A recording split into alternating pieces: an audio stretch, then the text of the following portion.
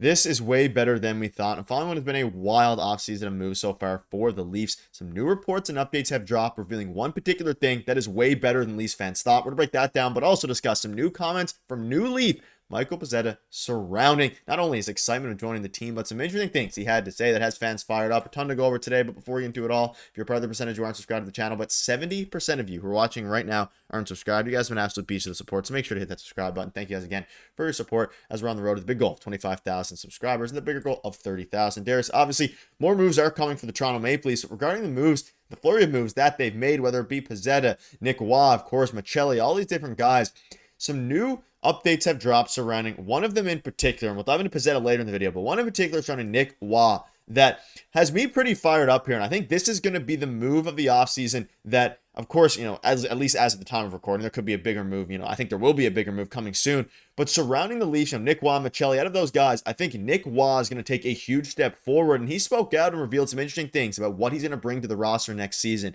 And let's dive right into it. He goes on to say, to play, like I said, for a Canadian team, a bigger market, obviously there's going to be a little bit of pressure, but I think that's a privilege as a player. And when there's pressure, it means the expectations are high. And that's when you play your best hockey. So yeah, I'm really excited. So obviously there's like Marner, he's the replacement for Marner. Is it a one-for-one replacement? Technically, but that's obviously not the expectation that we have of him. But there is some pretty big shoes to fill here. And based on what he's saying, it's the first time really hearing from him. It's better than I initially thought. And I think truly that under Craig Berube, he's going to have a really, really important role next year. And I think he's prone, like a lot of players on the Leafs, especially the newly acquired players, for a big breakout season next year. He's going to play a big role for this team. And now they finally have a third line center, a solidified third line center that can go out and do the job for that line instead of, who is it tonight? Is it Max Domi at center playing out of position, or is it, somebody else? Is it somebody from the Marlies, Pontus Holmberg? No, you have a solidified third line center who's won the Stanley Cup. And I think that's very exciting for Leafs fans. But I think the biggest thing and the biggest story out of all of this and what he said yesterday is that, yes, we know that you can continue to change out certain players. You can, keep shuffling the deck chairs on the Titanic, like they say, with the bottom six, moving guys in, moving guys out, right? All of this stuff season after season, they've continuously done that. But this year, there's going to be some seismic change in terms of like Mitch Marner's gone. The team is actually going to look a little bit different. They're going to be heavier. I would imagine they're going to be harder to play against. But the biggest messaging here is that he's not shying away from being a Toronto Maple Leaf. He grew up being a Toronto Maple Leafs fan, which is pretty surprising. And then obviously he said he shifted over to being a Habs fan. But the biggest thing here is he's not shying away from being a Toronto Maple Leaf. He understands that there's pressure everywhere. There's pressure in Vegas. There's pressure in San Jose, everywhere to win. And I hate this narrative that it's harder to play in Toronto because people care about the team a lot, right? I'm so sick and tired of that. So he understands that. I'm really excited for that heading into next season, that just a lot of the guys, and listen, it can be a PR campaign. Maybe the team's telling some of the guys to say some of this stuff, but guys like Joshua coming in saying like, I'm very excited to be here, to play in front of this fan base. I'm excited at the prospect of what we can do with this roster right now, because make no mistake about it, you lost Mitch Marner. They're still built to win. This team can still win. So yes, do they need one more piece? Maybe, but I think the biggest thing in this offseason that we were talking about is changing the DNA, and that's not necessarily the player personnel on the ice. They did change that, and I think that they're better for it in certain positions. I think the thing was the mentality heading into this year, right? And what certain guys felt like heading into this year. And Craig Berube said it after Game 7 last year. The problem is between the ears for this team. It's a mentality problem. So I feel like with some of these guys coming in who've won the Stanley Cup, Dakota Joshua coming in with a chip on his shoulder, he wants to have a better year. I feel like they're in a better spot right now as a team, mentality wise, everything. A lot of these guys are getting older. I'm sure they're realizing, like Alex Ovechkin did at one point, like, hey, I better win because I'm going to run out of time here soon. So I feel like they're kind of in that territory, and I don't think that's necessarily a bad thing. So that's kind of what I'm pulling out of this. Is he going to be a great player for the Leafs next year? Yes. He's not a Mitch Marner replacement one for one, like you said. He's not here to put up 100 points or anything like that, but he's going to play a defined role. I think that's very exciting, especially heading into the playoffs. But it's the mentality of that some of these guys are bringing that should be shifting, that it's like, hey, actually it's a privilege to play here. People really care about the team. Let's give it 100%. Just put our heads down, get to work, and try and win some games. The same attitude that Matthew Nyes has and has been talking about, since he signed his contract as well. So I feel like it's infectious, and the team will be better for it.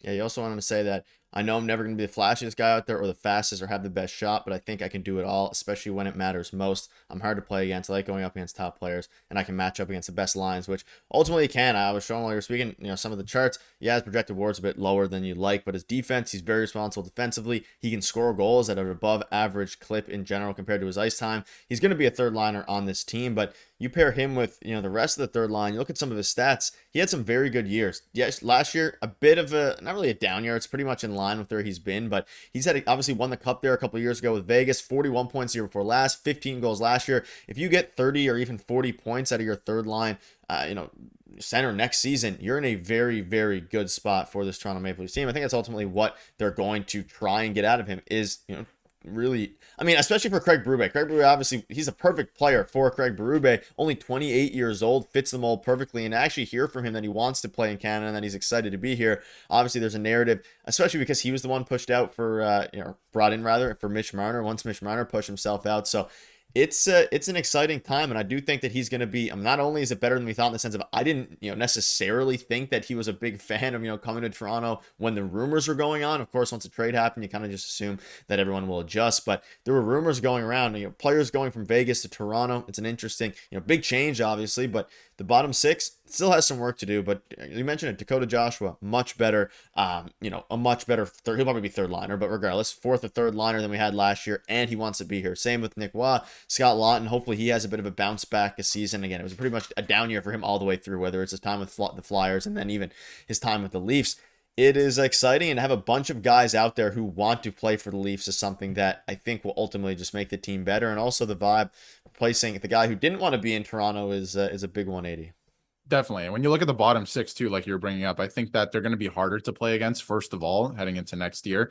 And there's going to be more goal scoring as a collective. Like, will, Nick Waugh score 20 goals? I don't know. Maybe that would be fantastic. But I think as a collective group, that bottom six, which isn't complete yet, like you mentioned as well, will score more goals as a collective. And that's something that we haven't really seen. And that's been a problem. The Leafs' biggest problem throughout the playoffs the last couple of years, which is pretty surprising, is goal scoring, right? You think it would be the opposite, maybe the defense, maybe the goaltending. That's not the case anymore. That definitely wasn't the case last postseason. So the problem is goal scoring, and from the bottom of the lineup, because look at the Florida Panthers. They got a lot of their goal scoring, especially in the series against the Leafs, from guys not in the top six, right? So they kind of cancel each other out, and I feel like the Leafs are a better team in the bottom six heading into next year. Of course, they still need one more piece, I think, not just in the bottom six, but obviously top six. So that's going to be interesting to keep an eye on. But I think that they're a better team. They need to continue to shift this mentality. That's the biggest thing that needs to shift. And I feel like it already has after, the playoffs ended. You saw John Tavares saying, I'm going to take a significant pay cut just to stay here. Matthew Nyes, same deal. I feel like he probably could have got more. And that was kind of the conversation for a long time, but he wanted to be here. Austin Matthews, obviously the captain of this team now, right? And then these guys like Nick Waugh saying, I'm excited to be a Toronto Maple Leaf. Dakota Joshua, I'm really excited to be here. All of these things, right? I feel like they'll be better off for it. And it's more so a mentality thing, but yes, Brad Treliving, I think on paper has made this team better. Yeah, speaking of wanting to be here, Michael Pezzetta came out and said a similar thing. New Leaf Michael Pezzetta, we knew this, but once he came initially, he even dove into it some more. He grew up idolizing former Leafs captain Matt Sundin, chasing down stars. And feel free to pause and read the whole quote. He is very excited to to be on the Leafs. You can see here one of his buddies texted him and said, "I still can't believe you're on the Leafs." And there are definitely times where you pinch yourself. The culture has already shifted. He talked about a DNA change. Brad Treliving did. It's much different. You have Michelli, a young guy who's going to be hungry now to not only perform well, but he's in the last year before he's an RFA. He has a lot to play for this upcoming season. Same with Scott Laughton, last year before he's a UFA. Ton to play for. Dakota Joshua. Obviously him and Nicholas Waugh, they'll be in an interesting spot. Bobby McMahon, if he stays on the team, he's also a year away from UFA. A lot of hungry players here, and it's going to be interesting to see how they actually, not only perform with that, but what Brad Treliving does to augment the team even further heading into what's going to be a crucial season for this team. And quite frankly, probably the most interesting season in the Austin Matthews era, with by far the most changes. Definitely the most interesting season, especially maybe aside from the first couple with Mitch Marner being gone. But folks, that'll wrap it up. Let us know down below what your thoughts are on this. Are you excited about the additions? Who are you most excited about? See you guys later.